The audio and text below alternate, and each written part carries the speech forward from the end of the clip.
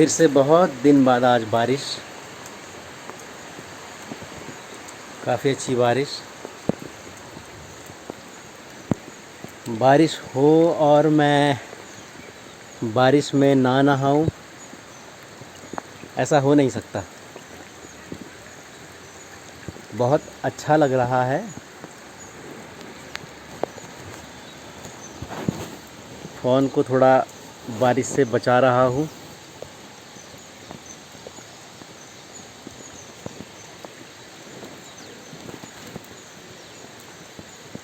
वैसे तो हमारा कोटद्वार थोड़ा सा गर्म ही शहर बोलूँगा मैं, पर यहाँ पर ठंड भी काफ़ी अच्छी पड़ती है। और जब बारिश हो तो जनरली इतनी आसानी से बारिश होती नहीं है, पर जब बारिश होती तो खूब जम करके हो जाती है। कुछ सालों पहले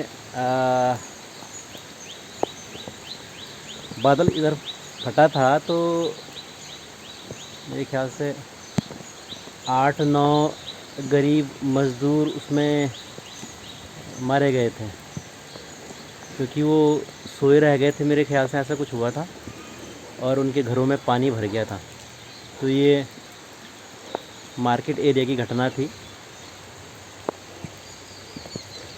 भगवान ना करे कभी किसी बरसात में ऐसा हो। और अगर अभी की बात करूं तो अभी बारिश बहुत आनंद दे रही है, कि काफ़ी दिनों में ऐसी बारिश हो रही है। आप नीचे देख सकते हैं कि भिंडी की खेती हो रही है। ये पूरे में भिंडी लगी हुई है। और अगर आपको उधर दिख रहा होगा तो उधर लौकी भी लग रही है और बीन्स वगैरह, मक्के वगैरह भी उधर हो रहे हैं। ये हमारा आम का पेड़, पर इसमें इस बार आम आए नहीं। ये हमारा शहतूत का पेड़, जम करके शहतूत इसमें लगते हैं, लदालद ये आ जाता है। ये भी हमारा आम का पेड़ है, इसमें थोड़ा से आम अभी आए हुए हैं। वो दोस्तों हमारा कटहल का पेड़, वो बस काट दिया गया। कुछ लोगों को शिकायत थी उससे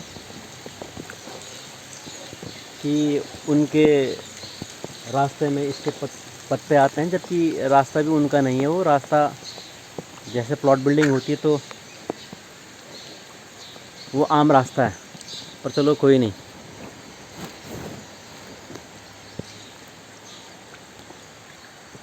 इधर आपको अमरूद का पेड़ दिखाता हूँ।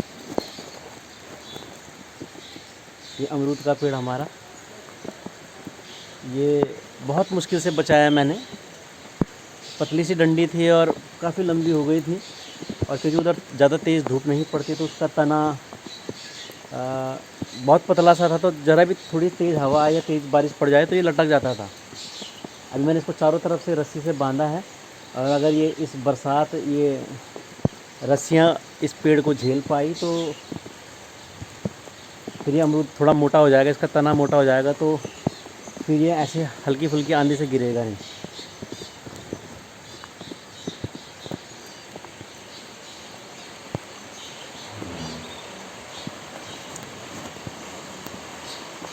आज भी हमारा, जैसे मैंने बताया था कि मिनी स्टूडियो का काम चल रहा है, तो मज़दूर वैसे तो आए हैं पर वो बारिश रुकने का वेट कर रहे हैं। हालांकि उनको भी बारिश में आनंद आ रहा है।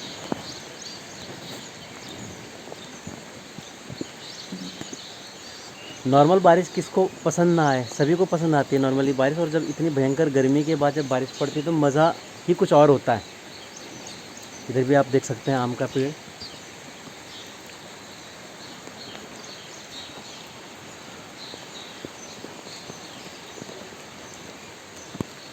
मेरे कई सारे जो व्यूअर्स हैं, सब्सक्राइबर्स हैं मेरे तीनों चैनल्स के, ये जो मेरे फेसबुक और इंस्टाग्राम के फ्रेंड्स हैं, वो समझते हैं कि कोटद्वार शायद बिल्कुल ही पहाड़ी एरिया है। तो उनको मैं यहाँ से दिखाना चाहूँगा कि ऐसा भी नहीं है कि यहाँ पर बिल्कुल पहाड़ हो। हाँ, यहाँ से पहाड़ जो है वो लगभग इधर पहाड़ है, इधर की तरफ पहाड़ है। इधर पहाड़ियाँ नहीं हैं, इधर भी पहाड़ियाँ नहीं हैं, इधर से प्लेन शुरू हो जाता है। तो कोटद्वार एक तरह से एक ब्रिज का काम करता है, पहाड़ और प्लेन्स के बीच के ब्रिज का काम हमारा कोटद्वार करता है। तो अक्सर जो काफ़ी दूर बद्रीनाथ केदारनाथ पहाड़ों की तरफ जाते हैं वो यहाँ से होकर के जाते हैं और यहाँ ठहरना भी पसंद करते हैं। और जो इधर से दिल्ली वगैरह भी जाते हैं वो भी यहाँ रुकना पसंद करते हैं। तो एक तरह से ये जैसे प्लेटफॉर्म समझ लीजिए आप इसको, ऐसा हमारा कोटद्वार है। तो आप देख सकते हैं कि पहाड़ियाँ बहुत ज़्यादा दूर हैं, यहाँ भी बिल्कुल हमारे जैसे प्लेन्स के एरिया होते हैं ऐसे ही है, पर प्लेन्स में आपको इस तरह की साग सब्जी हरियाली देखने को नहीं मिलती है। इधर देखिए कटहल का पेड़, इधर देखिए आप केले की फली, केले पे केले भी लग रहे हैं, इधर आपका पपीता,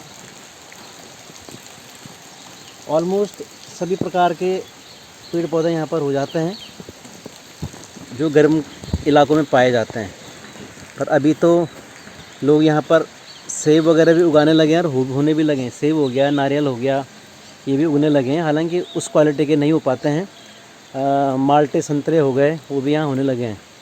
हालांकि जब जलवायु उस तरह की नहीं हो जैसी उस फल के लिए, उस फूल के लिए चाहिए होता है, तो वो उतने बड़े उतने रसीले नहीं हो पाते हैं, पर यह है कि यहाँ भी होने लगे हैं अब।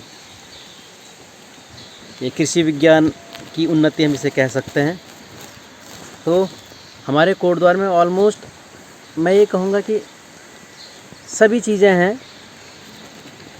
हालांकि जो सीधा प्लेन्स के ही पक्षधर हैं या जिनको लगता है कि पहाड़ों में कुछ नहीं है, उनको लगता है कोटद्वार में भी कुछ नहीं है, उनको लगता है शिक्षा कुछ नहीं है, जबकि ऐसा नहीं है दोस्तों। अगर मैं बात शिक्षा की करूं तो यहाँ काफ़ी अच्छी अच्छी स्कूलें हैं। हम ये कह सकते हैं कि टेक्निकल एजुकेशन के लिए बहुत ज़्यादा तो नहीं है, परंतु जैसे हम कह सकते हैं कि BBA, BCA, MBA, polytechnic, hotel management वगैरह वगैरह, B.Ed वगैरह यहाँ से हम आसानी से कर सकते हैं। हमारा जो एरिया है ज़्यादा से ज़्यादा 15-20 किलोमीटर के दायरे में है। तो यहाँ भी आम सुविधाएं हैं, ऐसा नहीं कहना चाहिए कि हमें कि यहाँ कुछ नहीं है। और रही बात पढ़ाई की, तो दोस्तों 10th और 12th के टॉपर पिछले 3-4 साल में यहाँ से रहे हैं और यहाँ के स्कूलों का परसेंटेज 98 से ऊपर बहुतों का रहता है। बहुत सारे इंटरमीडिएट और हाई स्कूल के बच्चों का 99 के 100% भी रहा है रिज़ल्ट। और टॉपर्स भी ऑल ओवर इंडिया यहाँ CBSE से आए हैं। आपने रिमझिम अग्रवाल नाम सुना होगा, हमारे यहाँ पे RP स्कूल है, वहाँ से 10th और 12th की टॉपर रिमझिम अग्रवाल रही है।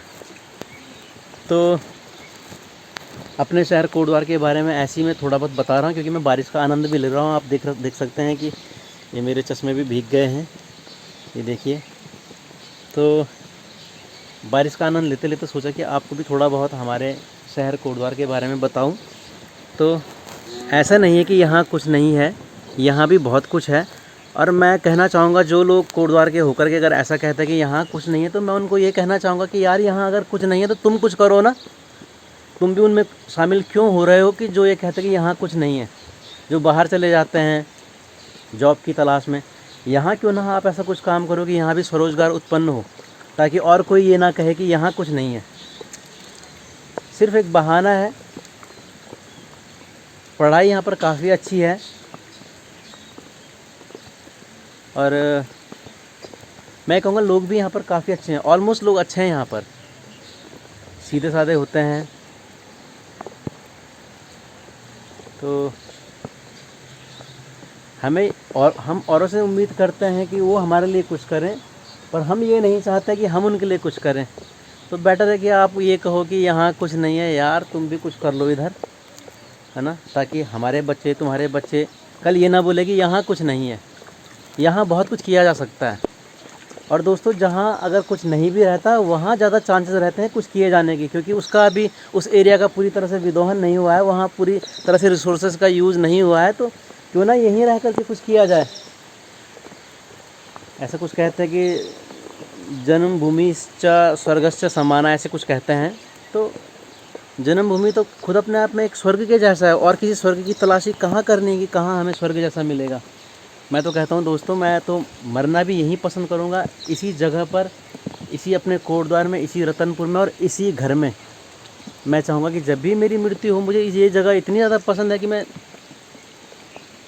कैसे कैसे जॉब ऑफ़र हो, कैसे कैसे जन्नत हो, कैसे कैसे स्वर्ग हो, मैं इस जगह के बदले में और कहीं नहीं, और कुछ नहीं चाहूँगा।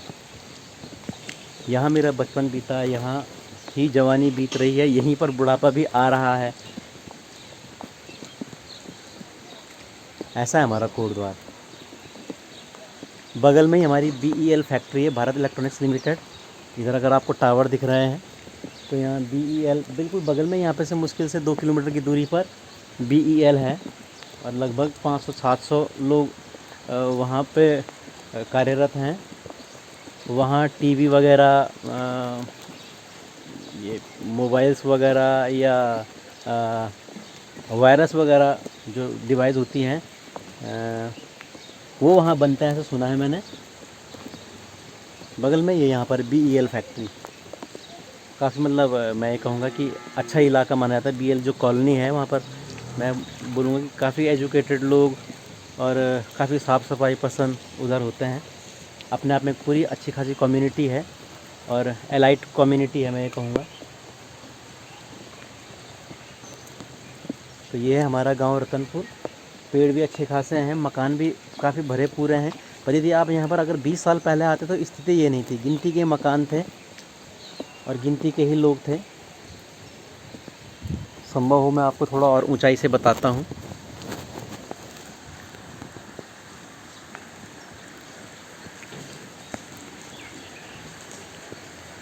ये मैं और ऊंचाई पे चढ़ गया, आप इधर से देख सकते हैं। अभी कुछ नहीं दिख रहा। अब देखिए, ये देखिए ऐसे मकान है हमारे यहाँ।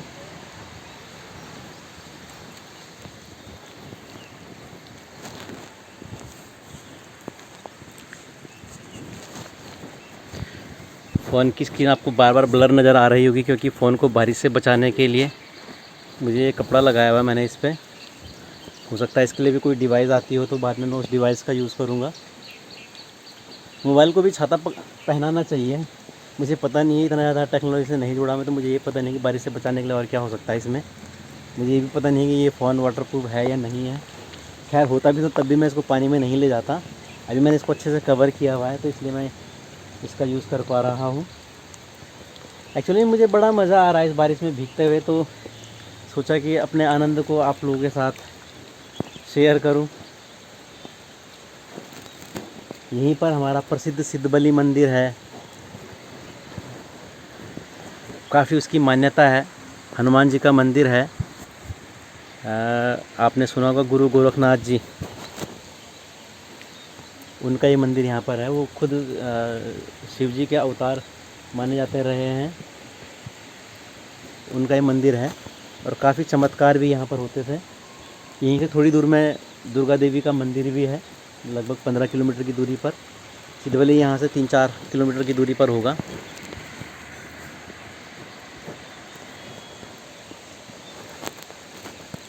सिनेमा हॉल्स भी यहाँ पर हैं, मॉल्स भी यहाँ पर बन चुके हैं।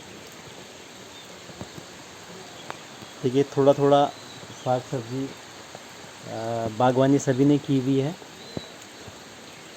तो ऐसा नहीं है कि यहाँ पर कुछ नहीं है, और ऐसा भी नहीं है कि यहाँ पर सिर्फ पहाड़ पहाड़ है। जब ज़्यादा गर्मी होने लगती है तो हमारा मन करता है हम पहाड़ी एरिया में थोड़ा सा आगे जा कर के 5-7 किलोमीटर आगे जाते हैं तो पहाड़ शुरू हो जाता है। उससे और 4-5 किलोमीटर और आगे जाते हैं तो ठंडक शुरू हो जाती है। बगल में नदियाँ भी हैं, इधर भी नदी है, इधर भी नदी है, इधर भी नदी है। तो ज़्यादा गर्मी से बचने के लिए हम नदी में चले जाते हैं। स्विमिंग पूल भी यहाँ पर 5-6 हैं। एक जस्ट यहीं पर है जहाँ पर आपको अगर यहाँ से दिख रहा होगा, हरे रंग का टीन शेड, हरे नीले रंग का टीन शेड, नीला इधर है, हरा इधर है। उसके पीछे एक स्विमिंग पूल है, टिम्बकटू नाम से, रावत जी का है। काफ़ी अच्छा स्विमिंग पूल है। पार्क भी यहाँ पर काफ़ी सारे बन चुके हैं अब। तो मैं कहूँगा मुझे तो कोटद्वार से बढ़िया जगह और कोई लगती ही नहीं है। मेरे लिए तो कोटद्वार में ही जन्नत है। मैं कहूँगा कृतज्ञता